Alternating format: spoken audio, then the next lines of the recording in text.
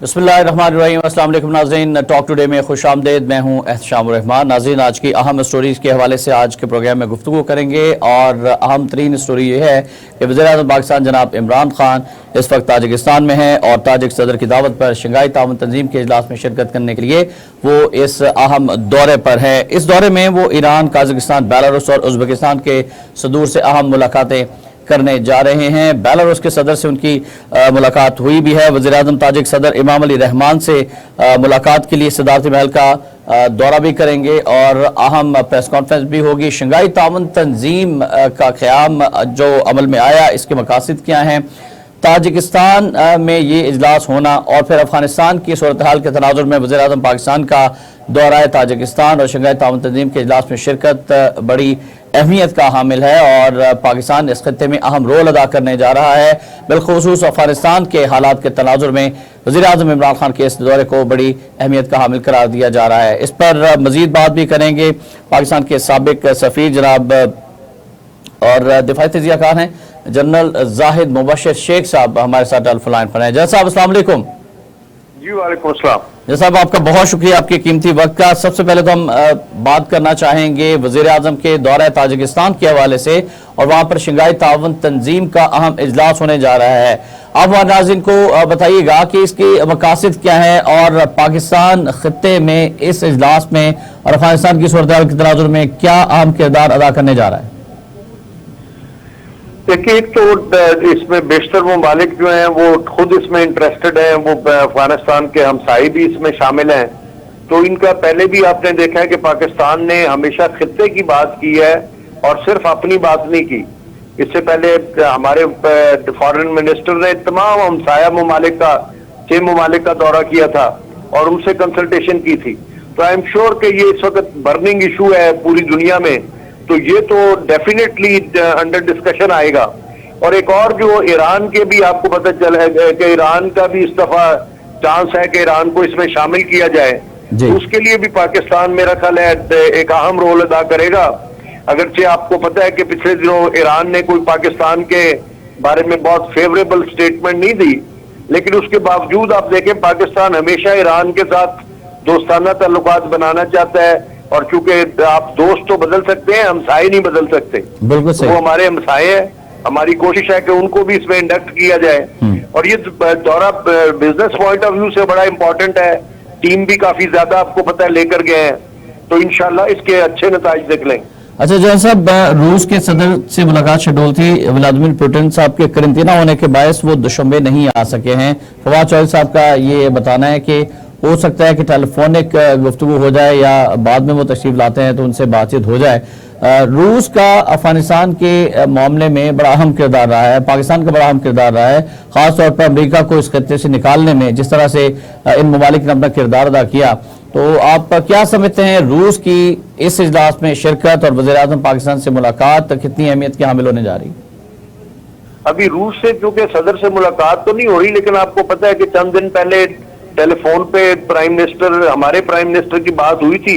Putin का telephone आया था, तो उसमें भी उन्होंने एक तो दोनों शख्सियतों ने एक दूसरे को अपने ममालिक का दौरा करने की दावत दी थी और उनके काफी ख्यालात में जो हमआहंगी पाई जाती थी।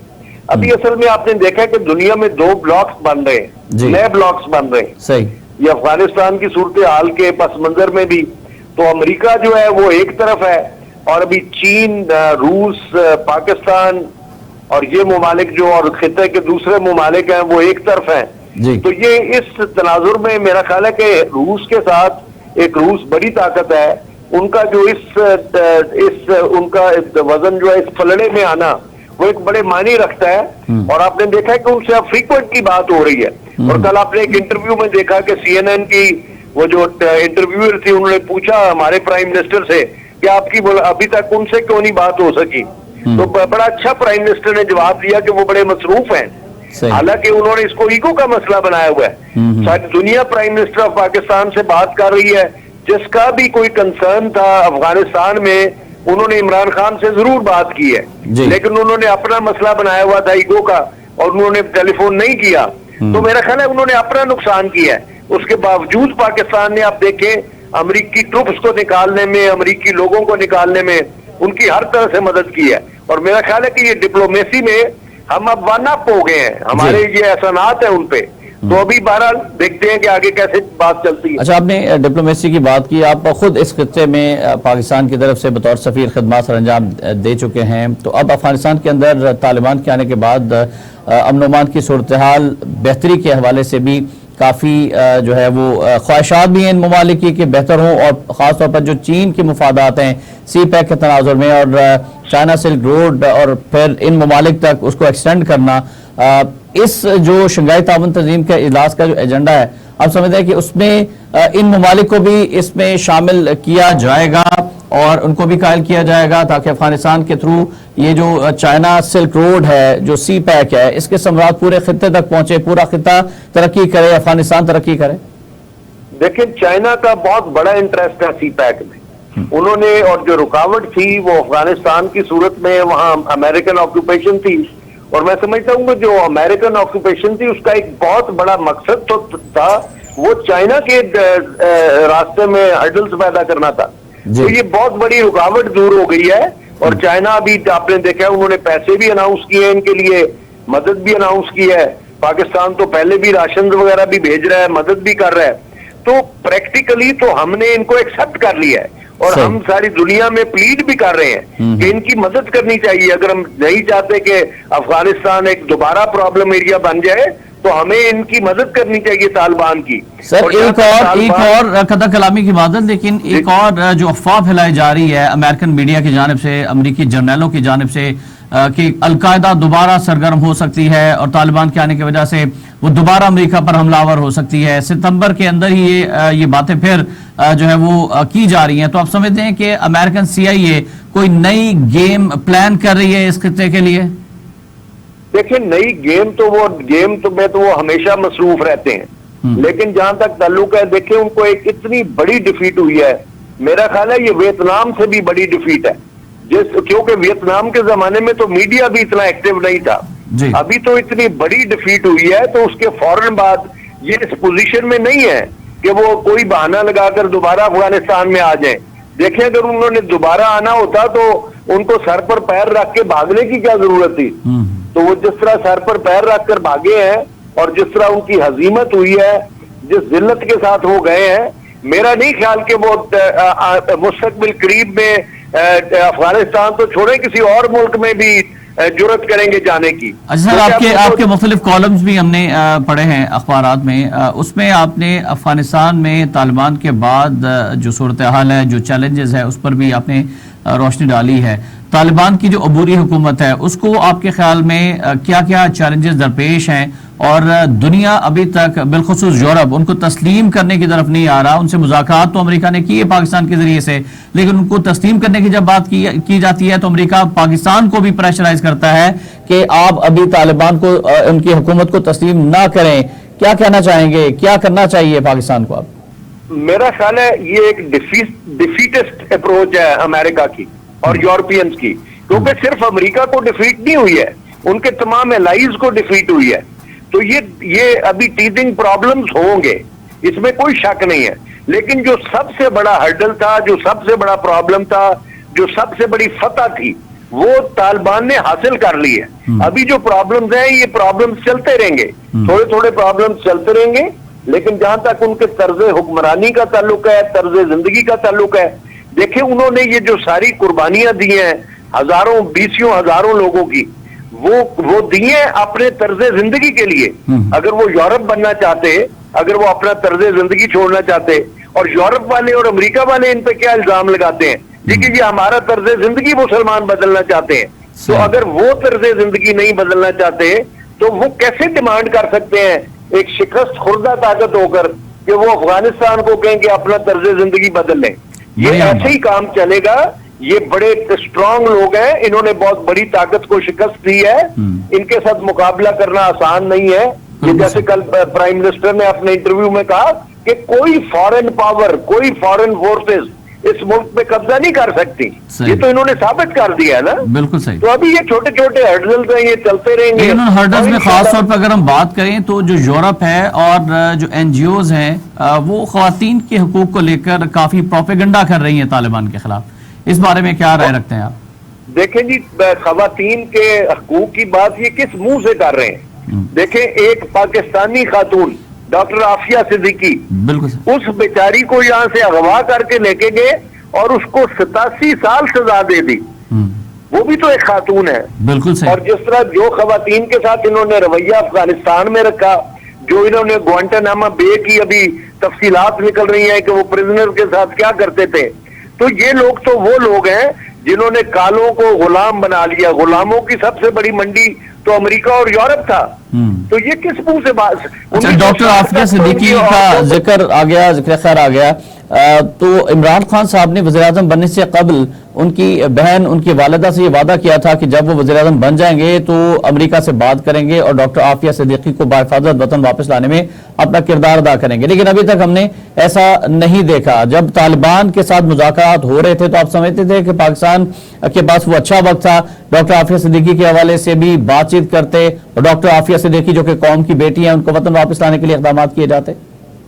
لیکن میرے خیال میں پاکستان نے تو اپنے طور پہ کوشش کی ہے. ہر چیز جو ہے وہ اعلان نہیں کی جاتی، خاص طور پہ جو ناکامی ہو اس کا اعلان نہیں کیا جاتا.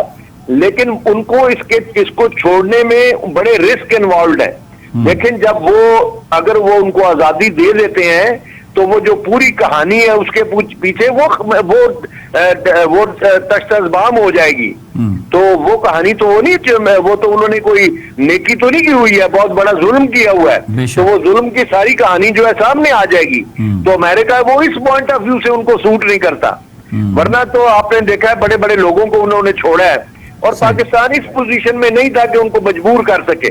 اگر ہوتا تو میرا خیال ہے کہ عمران خان کی پوری کوشش ہوتی کہ وہ یہ کام کرتے. اچھا، ایک بار پھر ہم اپنے ٹاپک کی طرف آتے ہیں، شنگھائی تعاون تنظیم کی طرف آتے ہیں. ایران کا آپ نے ذکر کیا اور بڑی اہم گفتگو کی کہ ایران، پاکستان جو ہے کوشش کر رہا ہے کہ ایران بھی شنگھائی تعاون تنظیم میں آ جائے. اب امریکہ اس خطے سے جا چکا ہے. امریکہ نے دباؤ ڈالا تھا، امریکہ نے ایران پر پابندیاں ڈالی. پاکستان ایران پائپ لائن کا جو منصوبہ تھا تاپی، وہ بھی ابھی تک سرد خانے کی نظر ہے. پائپ لائن تو آگے تھے زرداری صاحب کے دور میں، لیکن امریکی دباؤ کے تحت وہ گیس پاکستان نہ آ سکی. تو آپ سمجھتے ہیں کہ اب جو نیا بلاک جیسا کہ آپ فرما رہے ہیں نیا بننے جا رہا ہے، پاکستان، چائنا، اس میں ایران اور یہ ساری وسط ایشیائی ریاستیں ہیں، تو اب یہ معاملات جو ہیں وہ پاکستان کے ہاتھ میں ہیں. پاکستان اور ایران کے لیے بہتر ہے کہ وہ اس منصوبے کو دوبارہ شروع کریں جو خطے کے مفاد میں ہے، پاکستان کے مفاد میں ہے، ایران کے مفاد میں ہے، یا ابھی بھی ہم امریکہ کے دباؤ میں رہیں گے، ایران امریکہ کے دباؤ میں رہے گا اس تناظر میں؟ کہ اب پاکستان جو اپنے پتے تو پاکستان نے ڈپلومیٹیکلی کھیلنے ہیں، لیکن جہاں تک دباؤ کا تعلق ہے نا، میرا خیال ہے کہ اگر آپ غور سے پرائم منسٹر کا انٹرویو ہی دیکھ لیں، وہ ایک انٹرویو نہیں تھا، وہ تو امریکہ سے ایک قسم کی بات کر رہے تھے، امریکی عوام سے بھی بات کر رہے تھے، امریکی حکومت سے بھی بات کر رہے تھے. تو انہوں نے علن اعلان یہ بھی کہا کہ اگر میں اس زمانے میں پرائم منسٹر ہوتا تو میں کبھی اس جنگ کو جوائن نہ کرتا. تو انہوں نے اپنا رویہ جو ہے معذرت خانہ نہیں رکھا. یہ ہمیں انفیکٹ یقین نہیں آ رہا کہ پاکستان کا بھی کوئی پرائم منسٹر اتنا اسٹریٹ فارورڈ اور اتنا جرت کا مظاہرہ کر سکتا ہے. بالکل صحیح. اس سے پہلے بھی وہ اپنے انٹرویو میں ایبسولوٹلی ناٹ کہہ چکے ہیں، وہ کہہ چکے ہیں، اور انہوں نے اس کے بعد بھی اس کا ثبوت دیا ہے. دیکھیں، آپ نے اگر حکمت یار کا انٹرویو سنا ہو تو انہوں نے یہ بتایا کہ جو انہوں نے کہا تھا اس پہ عمل کر کے دکھایا عمران خان نے. تو مطلب ہے ان کی ویکنیسز اپنی جگہ، ایڈمنسٹریشن کی ویکنیسز بھی ہیں، لیکن جہاں تک ان کا تعلق ہے فارن پالیسی کا اور جہاں تک ان کے حوصلے اور جرت مندی کا تعلق ہے، میرا خیال ہے کہ انہوں نے تاریخ میں اس سے زیادہ جرت مندی کا مظاہرہ ہمارے کسی فوجی یا کسی سولین حکمران نے نہیں کیا. بالکل صحیح. جہاں صاحب جو صحیح کام ہے اس کی تعریف کرنی چاہیے، میڈیا کا بھی یہی رول ہونا چاہیے، اور جو جہاں پر کوتاہی یا کمی دکھائی دے وہاں پر تنقید کا نشانہ بھی بنانا چاہیے. تو اب اس شنگھائی تعاون تنظیم کے جو آؤٹ کمز ہیں وہ آپ کیا دیکھ رہے ہیں پاکستان کے لیے، خطے کے لیے؟ ڈیفینیٹلی اچھے ہوں گے، کیونکہ شنگھائی تعاون تنظیم تو آپ کو پتا ہے کہ یہ دوسرے بلاک کا جو میں ذکر کر رہا ہوں، یہ زیادہ لوگ تو یہ لوگ ہیں نا، تو اس کا ڈیفینیٹلی اچھا خطے پر اثر پڑے گا. اور یہ امریکہ کو اس کا انفیکٹ امریکہ کے لیے یہ ایک وارننگ ہے. یہ جو اگر اس خطے کے لوگ اکٹھے ہوں گے तो फिर अमेरिका के लिए स्पेस कम हो जाती है ना इस आप इलाके समझते में। हैं कि मुश्तरका एलामी में तालिबान को तस्लीम करने के हवाले से भी ऐलान सामने अब आ जाना चाहिए इस तंजीम की जानिब से, चीन की जानिब से, रूस की जानिब से, पाकिस्तान की जानिब से? मेरा ख्याल है कि शायद ऐलान तो ना आए, बट हो भी सकता है। मतलब है अभी जैसे हम समझ रहे थे कि तालिबान को कब्जा करने में टाइम लगेगा, लेकिन उन्होंने तो टाइम नहीं लगाया। जी। तो ये हुकूमत बनाने में भी हम समझ रहे थे शायद हफ्ता 10 दिन लगेंगे, नहीं लगे, उन्होंने उससे बेहतर काम दिखाया। तो लेकिन मेरी जाती राय है कि अभी इस तंजीम में तो ऐलान नहीं किया जाएगा, लेकिन इंशाल्लाह मुस्तकबिल करीब में इस ब्लॉक के बहुत से मुल्क इकट्ठे तस्लीम करेंगे उन्हें। राइट, बहुत शुक्रिया आपका जनरल रिटायर्ड जाहिद मुबशिर शेख साहब, दफाई तजज़ियाकार और पाकिस्तान के सफ़ीर भी रह चुके हैं। वो गुफ्तगू फरमा रहे थे शंघाई ताउन तंजीम के हवाले से, अफगानिस्तान की सूरत हाल के हवाले से, खित्ते की सूरत हाल के हवाले से, और उनका यही कहना है कि इस प्लेटफॉर्म को मौसर तरीके से इस्तेमाल करना चाहिए। और वज़ीर-ए-आज़म इमरान खान साहब ने जुर्रतमंदाना इक़दाम किए हैं, और जो इंटरव्यू दिया उन्होंने अमेरिकन मीडिया को, उसमें भी बड़ा दबंग अंदाज इख्तियार किया, उसको अप्रिशिएट करते। नाज़रीन, यहाँ वक्त एक ब्रेक का, ब्रेक के बाद मुल्क के अंदरूनी सूरत हाल का, बढ़ती हुई महंगाई का, मुल्क में सियासी जमातों की चपकलिश का, सियासी सूरत हाल का भी जायजा लेंगे। हमारे साथ रहिएगा। वेलकम बैक नाज़रीन, हम जिक्र करेंगे इस सेगमेंट में मुल्क में बढ़ती हुई महंगाई के हवाले से। पेट्रोलियम मसनूआत की कीमतों में एक बार फिर इजाफा कर दिया गया, 5 रुपये बढ़ा दिए गए, जिसके बायस अवाम की मुश्किलात में मजीद इजाफा हो गया है। डॉलर की कदर में भी इजाफे का सिलसिला जारी है और अशिया खुरनोश की कीमतें भी आसमान से बातें कर रही हैं। दूसरी जानिब पाकिस्तान तहरीक इंसाफ को बलदियाती इंतखाबात की अगर बात की जाए जो कंटोनमेंट एरियाज में हुए, लाहौर में किसी किस्म की कोई खातिर ख्वाह पजीराई नहीं मिली, और भी मुल्क के मुख्तलिफ जगहों पर हमने देखा है कि इतनी ज़्यादा पजीराई नहीं मिल सकी है। कराची की अगर बात की जाए तो जमात इस्लामी उभर कर सामने आई है, और पीपल्स पार्टी की पंजाब में कारकर्दगी की बात की जाए तो वो सिफर दिखाई देती है। मुल्क में बढ़ती हुई महंगाई से खतरात क्या लाहक हैं पीटीआई की हुकूमत को, और उन्हें क्या करना चाहिए, बात करेंगे सीनियर कॉलम नवीस और तजज़ियाकार जनाब डॉक्टर मंजर हयात साहब से। डॉक्टर साहब अस्सलाम वालेकुम। वालेकुम अस्सलाम जी। डॉक्टर साहब अस्सलाम वालेकुम। अस्सलाम जी, बहुत शुक्रिया आपने जी। शो पे मदऊ किया जी। जी डॉक्टर साहब, बहुत शुक्रिया आपका कि आपने अपने कीमती वक्त में से वक्त निकाला। पाकिस्तान तहरीक इंसाफ जो है वो महंगाई पर काबू क्यों नहीं पा रही अभी तक? क्या उनकी नाकामियां हैं? क्या गुड गवर्नेंस नहीं है, अहलियत नहीं है? क्यों महंगाई बढ़ती जा रही है डॉक्टर साहब? बहुत शुक्रिया जी। असल में कई चीज़ों का कॉम्बिनेशन है ये महंगाई जो इस वक्त हमारे सामने है। पहले तो हमें ये बताना चाहिए तमाम लोगों को कि इन्फ्लेशन यानी महंगाई जो है वो कोविड के अंदर बैनुल-अक़वामी सतह पे वो ऊपर हुई है, यानी महंगाई बढ़ी है। जैसे इंडिया में बढ़ी है, बांग्लादेश में बढ़ी है, ऑस्ट्रेलिया में बढ़ी है, इंग्लैंड में बढ़ी है, लेकिन वहां और यहां का एक बहुत ज्यादा फर्क हो गया है। वहां कंट्रोल करने का, महंगाई को कंट्रोल करने का मैकेनिज्म इन तमाम मुल्कों में इंटैक्ट है। मिसाल के तौर पे अगर आपका जो 1 केजी जो आप ऑयल ले रहे हैं, खुर्दनी तेल ले रहे हैं, सपोज मैं मिसाल दे रहा हूं, अगर उसकी कीमत आज 70 रुपए है और कोई बंदे मिल के उसे 90 पे कर देते हैं, तो इन मुल्कों के पास सिवाय पाकिस्तान के एक मैकेनिज्म मौजूद है कि वो गर्दन तोड़ सकते हैं उस माफिया की जो कि 20-25 रुपए 5 दिन में विंडफॉल प्रॉफिट ले रही है। राइट। अच्छा, इन्फ्लेशन वहां उन्होंने कंट्रोल और कंटेन की है, दोनों में फर्क है। कंटेन की है मैक्रो इकोनॉमिक स्ट्रक्चरिंग के थ्रू, और माइक्रो मैकेनिज्म के थ्रू उन्होंने उसे कम किया है। अब यहाँ जो पीटीआई की गवर्नमेंट है, जो कि एक इलेक्टेड गवर्नमेंट है, मैं समझता हूं कि इनके पास एडमिनिस्ट्रेटिव तजर्बा ना होने के बराबर था जब इन्हें गवर्नमेंट दी गई है, मिली है, मैं मोहतात लफ्ज इस्तेमाल कर रहा हूं। सही। और उसके बाद इन्होंने सीखने की कोई कोशिश नहीं की। मैं प्राइम मिनिस्टर साहब से लेके इनके चीफ मिनिस्टर साहबान जो हैं, इनके मिनिस्टर्स जो हैं, इनके जो और जो जिसे आप समझते हैं स्टालवॉर्ड्स हैं, वो छोटी मोटी बातें जरूर करते हैं कि महंगाई पे नोटिस ले लिया और हम ये कर देंगे, हम वो कर देंगे, लेकिन इन्होंने मैकेनिज्म डेवलप नहीं किया जो कानून में पहले मौजूद था। सही। सर, वो मैकेनिज्म क्या था? دیکھیے بہت اہم کوشچن کیا ہے آپ نے. یہ جڑ ہے اس ساری چیز کی. ہمارے پاس میجسٹریسی کے اندر ایک سسٹم تھا, پرائس کنٹرول کرتے تھے میجسٹریٹس. روزانہ کی بنیاد پہ بازاروں میں جاتے تھے, متعدد بار جی چیک کرتے تھے کہ نرخ نامے کے حساب سے گوشت مل رہا ہے, نرخ نامے کے حساب سے گھی مل رہا ہے, نرخ نامے کے حساب سے پیٹرول مل رہا ہے. جی اچھا, اس سے ہم نے کاسمیٹک آڈینس کے تھرو ہم نے کہا جی کہ نہیں, میں ایگزیکٹو کے پاس تو اختیار ہی کوئی نہیں ہونا چاہیے, جوڈیشری کے پاس ہونا چاہیے. یہ تو اس میں جرمانے بھی ہوتے ہیں, میجسٹریٹس کرتے تھے, قید بھی کرتے تھے. صحیح. تو ہم نے تمام اختیارات اٹھا کے جوڈیشری کو دے دیے. اب آپ مجھے بتائیں, اور میرا سنجیدہ سوال ہے جی جی کہ پورے میڈیا پاکستان کو چیک کر لیں, کیا وہ کسی سیشن جج سے, سول جج سے, میجسٹریٹ سے پوچھ سکتا ہے دفعہ 30 کے کہ بھئی آپ جہاں بیٹھے ہوئے اختیار آپ کے پاس ہے, آپ نے کیوں نہیں چیکنگ کی؟ عدلیہ کے ساتھ بالکل انتہائی ادب کے ساتھ نہیں پوچھ سکتے. نہیں پوچھ سکتے آپ. جی اچھا, جب آپ نہیں پوچھ سکتے تو ذمہ داری پرائم منسٹر اور چیف منسٹر کی آ جاتی ہے.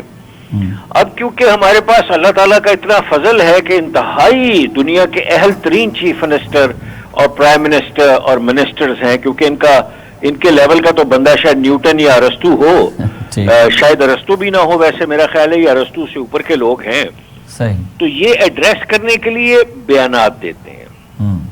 یہ ان میں اتنی فہم نہیں ہے, ادراک نہیں ہے کہ یہ ایک لیجسلیشن کریں, میجسٹریسی کو واپس لے کے آئیں, ڈسٹرکٹ میجسٹریسی کو مضبوط کریں, اور ایک پرانے نظام کو جو بنگلہ دیش میں چل رہا ہے, جو انڈیا میں چل رہا ہے. انڈیا کیسے کنٹرول کر رہا ہے پرائسز کو؟ بالکل صحیح. پولیس میجسٹریسی کے تھرو کر رہا ہے نا جی. ایسے ہی ہے. سب مافیاز کا ہم نے بہت سنا, لیکن ان مافیاز کا جیسا کہ آپ نے خود خوردنی تیل کی اور گھی کی مثال دی, لیکن یہاں پر تو 300 سے اوپر جا چکا ہے, 320 325 تک جا چکا ہے, اور اس میں مزید خدشہ ہے کہ بڑھے گی. اس مافیا کو کنٹرول نہیں کر پا رہے. جس مافیا پر ہاتھ ڈالتے ہیں وہ مافیا بے لگام ہو جاتا ہے. سر دیکھیے, ہمارا جو جسٹس سسٹم ہے وہ دنیا میں بیکار ترین ہے. میں ورلڈ جسٹس رپورٹ کے اوپر لکھ چکا ہوں. ہمارا جو نظام انصاف ہے وہ بیکار ہے, اس کے اندر انتہائی کرپشن ہے, اور پوری دنیا کے اندر ہم نچلی ترین سطح پہ انصاف دے رہے ہیں. یہ میں نہیں عرض کر رہا, یہ ورلڈ جسٹس رپورٹ کہہ رہی ہے. نمبر 2, ہمارے honourable chief justice of Pakistan کہہ چکے ہیں کہ ہمارا انصاف کا سسٹم غیر فعال ہو چکا ہے. تو اب مجھے آپ خود بتائیں کہ جب سسٹم ہی کولیپس کر جائے اور بات نعروں پہ صرف ہو, بیانات پہ ہو, تو کون مافیا کو کنٹرول کرے گا؟ مطلب اس سسٹم کو صحیح تو پارلیمنٹ کے اندر جو بیٹھے نمائندگان ہیں انہوں نے قانون سازی کرنی ہے نا سر, لیکن وہ بھی اس قابل نہیں ہے کہ قانون سازی کر سکیں. اپوزیشن کو دیوار سے لگایا ہوا ہے, پارلیمنٹ بے توقیر ہو چکی ہے, اور آرڈیننسز کے ذریعے سے گورنمنٹ چل رہی ہے. یہ بہت ایک لمبی بحث ہے کہ اپوزیشن کی پاکستان میں عزت کب تھی. آپ ذوالفقار علی بھٹو صاحب کو دیکھ لیں, انہوں نے اپوزیشن کے ساتھ کیا کیا. آپ ضیاء الحق صاحب کو دیکھ لیں, انہوں نے اپوزیشن کے ساتھ کیا کیا. آپ زرداری صاحب کو دیکھ لیجئے, انہوں نے اپوزیشن کے ساتھ کیا کیا. تو یہ تو ایک تسلسل ہے, نہ تجربہ کاری کا نہ اہلی کا. یہ تو اب کوئی اسٹیٹسمین توڑ سکتا ہے اسے. آپ کوئی پرائم منسٹر لیول کی اب یہ بات نہیں ہے. اگر پرائم منسٹر اتفاق سے اسٹیٹسمین کوئی آ جائے جو کہ لیڈر سے بڑی چیز ہے, تو وہ توڑ دے گا, وہ بالکل توڑے گا. اپوزیشن کی عزت ہونی چاہیے, لیکن سسٹم کے اندر رہ کے سسٹم کو امپروو کرنے کا جو فہم, جو میں دوبارہ لفظ استعمال کر رہا ہوں, یا جو ریشنالٹی ہے وہ ختم ہو گئی ہے. اب یہ سمجھتے ہیں کہ یہی وجہ ہے, فہم ختم ہو گیا ہے کہ اداروں کو تنقید کا نشانہ بنایا جا رہا ہے. وزراء بیان دیتے ہیں کہ ہم اداروں کو آگ لگا دیں گے, اداروں کو ہم یہ کر دیں گے, اور آج ہی الیکشن کمیشن آف پاکستان کی جانب سے نوٹسز بھی جاری کر دیے گئے. فواد چودھری صاحب کو بھی, اعظم سواتی صاحب کو بھی. اداروں کو بے توقیر کیا جا رہا ہے, اداروں پر اعتماد نہیں ہے. سر دیکھیے, جب کولیپس ہوتا ہے نا سسٹمز کا یا فیلڈ سٹیٹس کا, لوگ یہ بات مانتے نہیں ہیں, اور اکثر جو تجزیہ کار ہیں وہ تو خیر بات ہی نہیں کرتے. Pakistan is a classical example of failed state. ہم فیلنگ اسٹیٹ نہیں ہیں, ہم فیلڈ اسٹیٹ ہیں. آپ یہ دیکھ لیجئے کہ کراچی کے اندر, میں کراچی کی مثال لوں گا, سندھ کی گورنمنٹ بیٹھی ہوئی ہے, چیف منسٹر بیٹھا ہوا ہے, دودھ کی قیمت کنٹرول نہیں کر سکتا. फेल्ड स्टेट क्या होती है? इंग्लैंड के अंदर, मैं लंदन की मिसाल देता हूं, mayor of London Pakistan origin Sadiq साहब जी जी करे ना जी, कोई 1 पाउंड दूध की कीमत ऊपर करे ना, वो ज़िबा कर देगा पूरा निजाम उसको। हमारे यहाँ, और यही हालत पंजाब में है, यही हालत केपी में है, बलूचिस्तान में तो खैर मैं समझता हूँ कि एक और ही निजाम है, थोड़ा सा ट्राइबल सिस्टम है, इसलिए बात नहीं की जा सकती जी। लेकिन हमें अब इदराक होना चाहिए, और ये चीज जो है मैं बहुत अरसे से लिख रहा हूं और कह रहा हूं, हमारा एक एरिया था जो सुपर पावर बन सकता था। पाकिस्तान सुपर पावर बनने के लिए बना था। कायदे आजम ने कहा था ये मॉडल वेलफेयर इस्लामिक स्टेट होगी। बिल्कुल सही। लेकिन सर, हमने, गरीब आदमी ने पाकिस्तान की कुर्बानी दी, अमीर आदमी ने रहम नहीं किया इस मुल्क के ऊपर। बिल्कुल सही। वही 200 खानदान है, कभी उठ के इधर चले जाते हैं, कभी इस सियासी जमात में, कभी जो भी हुक्मरानी में आ रही होती है जमात, उसके साथ मिल जाते हैं और फिर वही माफिया बनकर अवाम का इस्तेसाल कर रहे होते हैं। सर बिल्कुल दुरुस्त फरमा रहे हैं आप। और इनसे निजात का तरीका, जो सिस्टम में हम रह रहे हैं या सांस लेने पे मजबूर हैं हम और हमारी औलाद जी, इस सिस्टम में तो आप इनको ना पकड़ सकते हैं, ना इनको आप सजा दे सकते हैं, ना इनको इस खिलाफ कोई कार्रवाई कर सकते हैं। आप सर तंग आमद, बजंग आमद, क्या फिर कोई और रास्ता आपको दिखाई दे रहा है, नजर आ रहा है मुस्तकबिल करीब के अंदर, कि अवाम जो है जब तंग हो जाएंगे तो फिर इनकलाब आया करते हैं, और इनकलाब जो है वो दुनिया में हमने देखा है कि खूनी इनकलाब होते हैं। जब डबल रोटी की बात हुक्मरान करते थे कि अगर रोटी नहीं मिलती तो डबल रोटी खा लो और केक खा लो, तो फिर वहां पर हमने देखा कि हुकूमतें उलटती और तख्त गिरते भी देखे हैं। सर फरमा रहे, लेकिन जिंदा कौमें इनकलाब लेके आती हैं। सब कॉन्टिनेंट में जिंदा कौमें नहीं है। हमारे यहाँ हिस्ट्री ऑफ इनकलाब तो है ही नहीं जी। हमारे 2500 साल का आप पढ़ लें हिस्ट्री, इनकलाब, रेवोल्यूशन कभी नहीं आया, जैसे फ्रांस में आया, रूस में आया, और टू सम एक्सटेंट यूरोप में आया। लेकिन मैं अब आपको सिर्फ ये अर्ज करूंगा कि खुदारा इन तमाम चीजों को पार्टी पॉलिटिक्स से ऊपर निकल के देखें। राइट। और यही एक हमारा सर्वाइवल का रास्ता है, अदरवाइज हम इस वक्त डूब रहे हैं। राइट। तो क्या सजेशन देंगे खान साहब को, जो ये कहा करते थे कि हुक्मरान चोर होता है जब वो पेट्रोल की कीमतें बढ़ा देता है, जब आवाम पर जुल्म करता है, और अब वो सारे के सारे अवामिल जो है ना, हम देखते हैं कि यू टर्न की सूरत में, और अभी उनके तर्जमानों से बात कर लें अगर, तो वो इतनी आपको दलील के साथ बात करेंगे कि वाह वाह, बल्ले बल्ले, ये हो गया, वो हो गया, और कीमतें बढ़ गई हैं, दुनिया में बहुत ज्यादा बढ़ रही हैं, पाकिस्तान में बहुत कम है, अवाम को शुक्र अदा करना चाहिए। आदमी है, आप उनके किसी स्पोक्स पर्सन को बुला लें, मैं भी प्रोग्राम में हाजिर हो जाऊंगा, मेरे सामने बात कर लें सर। वो मैं आपको एग्जांपल दे देता हूँ, 7,000 रुपए की यूरिया की जो बोरी है जी, किसान के लिए 6 से 7,000 में मिल रही है। तो कौन बना रहा है उसको? प्राइम मिनिस्टर के साथ जो बंदा बैठा हुआ है, वजीर तिजारत या मुशीर तिजारत, उसके भाई की फैक्ट्री है एंग्रो।